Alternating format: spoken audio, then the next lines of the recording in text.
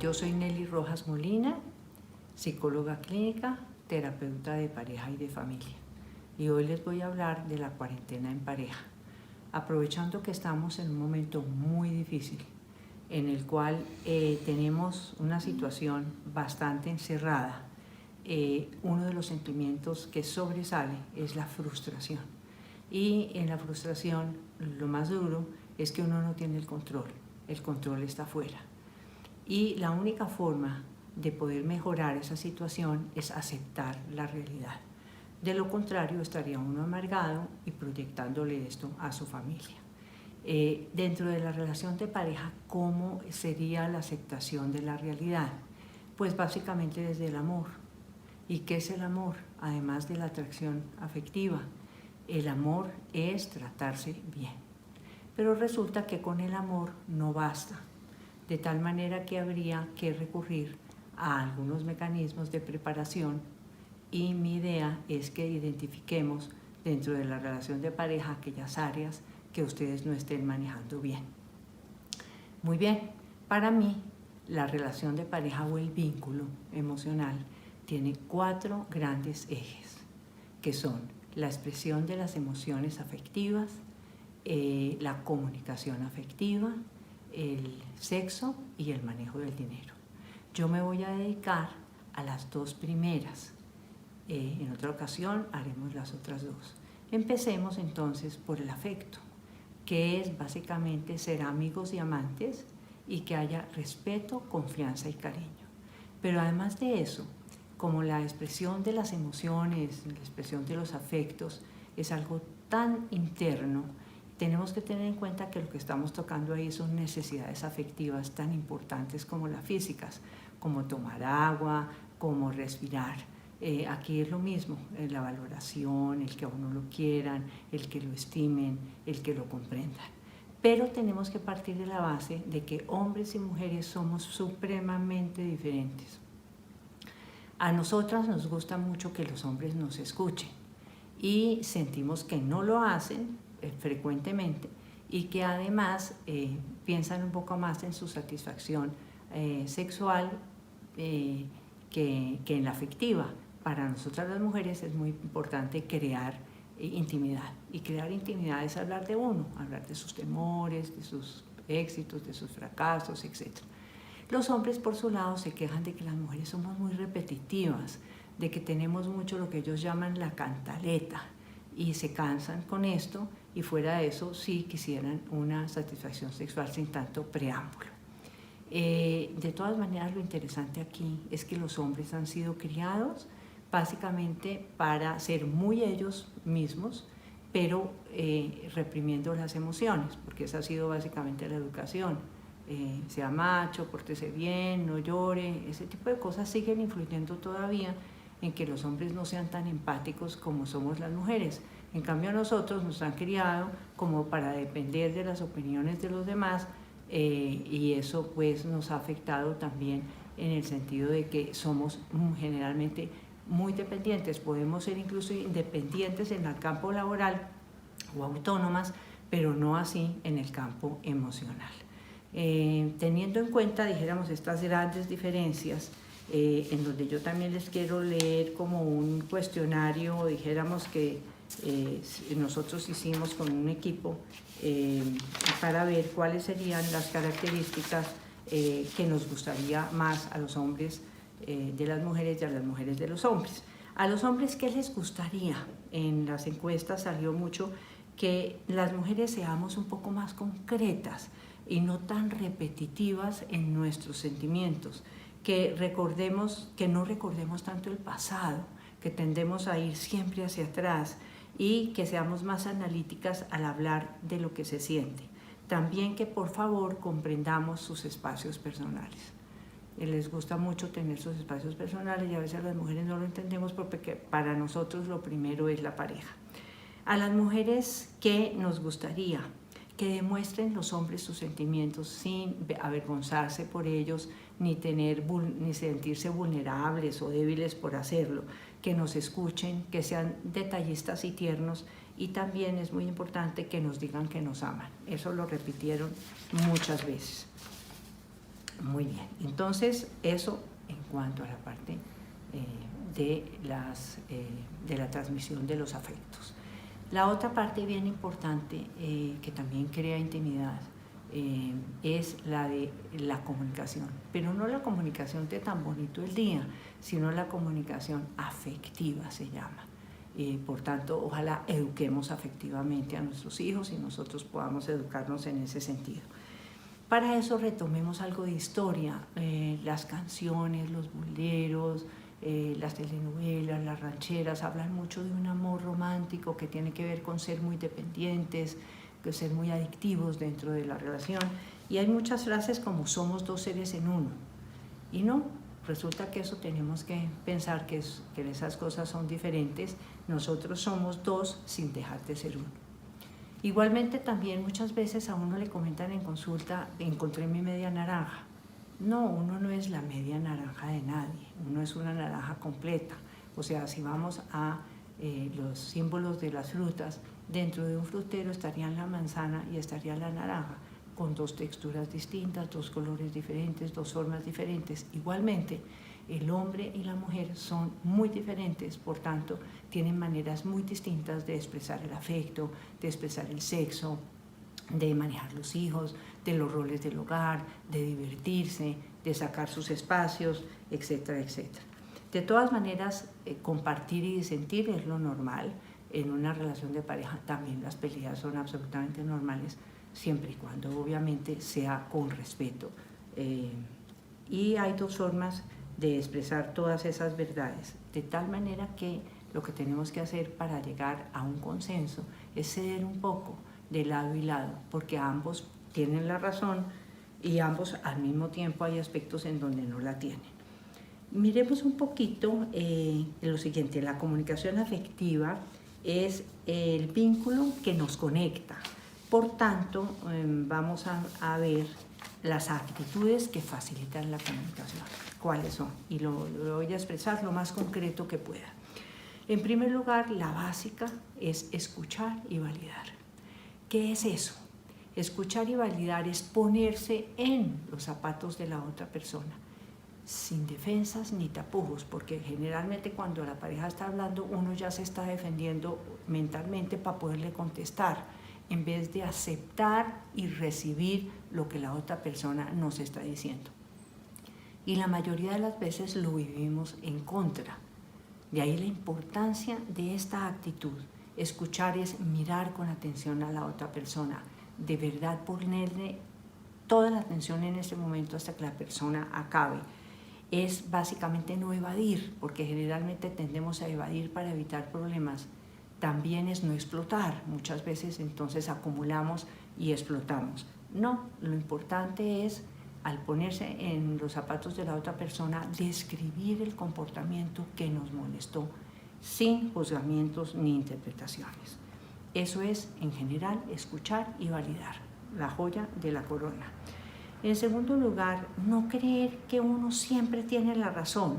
Para eso es muy importante también poder expresar con firmeza un punto de vista, sin ambivalencias, sin dobles mensajes. Por ejemplo, uno ve en la pareja que es muy frecuente que nosotros las mujeres en una pelea o discusión terminemos diciendo, entonces separémonos, cosa que no quiere uno hacer y tampoco la va a hacer y por tanto pierde credibilidad. Eso sería un doble mensaje, decir una cosa con las palabras y otra con el lenguaje corporal, que es muy importante en esto de las actitudes. También porque es importante expresar con firmeza una opinión para poner límites. Si yo expreso bien algo que estoy sintiendo, estoy poniendo un límite. Y como quien dice, quien no pone buenas cercas no tiene buenos vecinos. Hay que saber expresar las emociones, decir que sí, decir que no, con franqueza, prontitud y firmeza. Otro punto muy importante es esperar la contestación de la otra persona y aceptarla aunque uno no esté de acuerdo. ¿Por qué? Porque no hay un solo miembro que tenga la razón, la tienen ambos. Y habrá unas partes en donde la tenga cada uno de ellos. Preguntar para informarse en vez de suponer y juzgar. Esta es muy importante. Muchas veces con una sola pregunta uno evita una pelea. Anoche llegaste tarde, ¿por qué? ¿Dónde estabas? En vez de, no, ya sé dónde estaba, me imagino que tomó trago o que se encontró con alguien, con una mujer, y uno hace una película de esto, se imagina cosas, y hay un dicho muy importante de higiene mental y es: no sufra por lo que se imagine, pregunte. Entonces preguntar para no juzgar es fundamental. Saber parar o suspender la comunicación, incluso posponerla, porque hay momentos en los cuales ya se sube el tono, se empieza a perder el respeto, y en ese momento uno o los dos miembros deberían definir claramente este tipo de situación y decir: no va más, voy a salir, voy a dar una vuelta, y cuando vuelva, si quieres, hablamos, o cuando te pase el malestar o el mal genio, hablamos, o cuando yo me sienta mejor porque estoy muy alterada, hablamos. Eso es también muy importante. Admitir la responsabilidad. Cuando en terapia llega una pareja en la cual uno de los miembros, yo veo que culpa todo el tiempo al otro o a la otra y no asume su responsabilidad, realmente yo les comento con toda sinceridad que así no vale la pena trabajar, porque para hacer una pareja se necesitan dos: o estamos en la solución o estamos en el problema, y la autocrítica es algo supremamente importante, y no culpar a la otra persona, ambos tienen responsabilidad. Y finalmente, elegir el momento oportuno. Muchas veces somos muy inoportunos en el momento en el cual vamos a plantearle un problema a nuestra pareja, y se la planteamos cuando llega cansada o cansado del trabajo, o cuando está cansado o cansada por estar mucho tiempo con los niños, etc. Todo esto que les estoy explicando de las actitudes es lo que yo llamaría la educación afectiva, que lamentablemente no hay ni en los colegios, ni en las universidades, ni en las casas. Eso no se lo enseñan a uno. Tenemos que recurrir un poquito a la preparación, como les decía. Ahora bien, ¿cómo comunicar los mensajes? Los mensajes, el cómo comunicarlos es supremamente importante. Yo puedo decir algo muy bien dicho verbalmente y con mis actitudes lo daño, como por ejemplo una ironía. Si yo le pregunto a mi marido con esta cara: ¿usted me quiere?, y le estoy mostrando en el lenguaje corporal que yo no le creo, pues es una encrucijada y estoy mandando muy mal el mensaje. Entonces, ¿qué es importante cuando yo mando el mensaje? En primer lugar, describir el comportamiento, no juzgarlo, ni interpretarlo, ni hacer diagnósticos. Juzgar es, por ejemplo, utilizar un lenguaje soez, decir groserías, decir adjetivos por decirlo: usted es distraída, usted es una persona fría, o usted es una persona controladora, usted es histérica, usted es un mentiroso. Todo eso hay que evitarlo, describiendo el comportamiento. Hay que evitar el subvalorar, que es, por ejemplo, decirle a otra persona que es incapaz, o que no sabe hacer nada, o que cómo maneja mal la casa, o que no trae la plata del trabajo, etc. Eso, subvalorar, tampoco.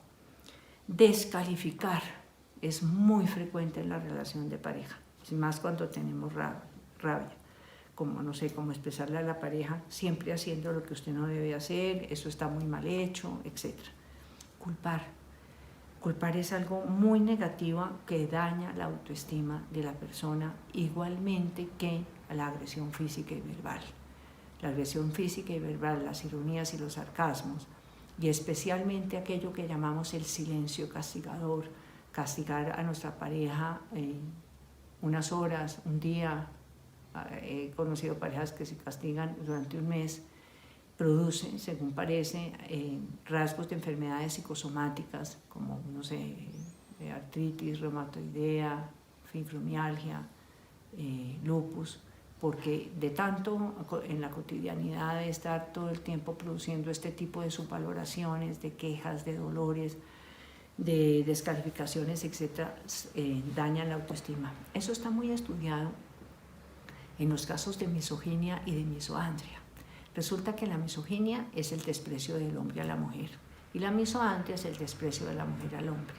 Y les pido un favor, hay que identificar dentro de la relación de pareja si existen los siguientes elementos: subvalorar, descalificar, culpar y manipular.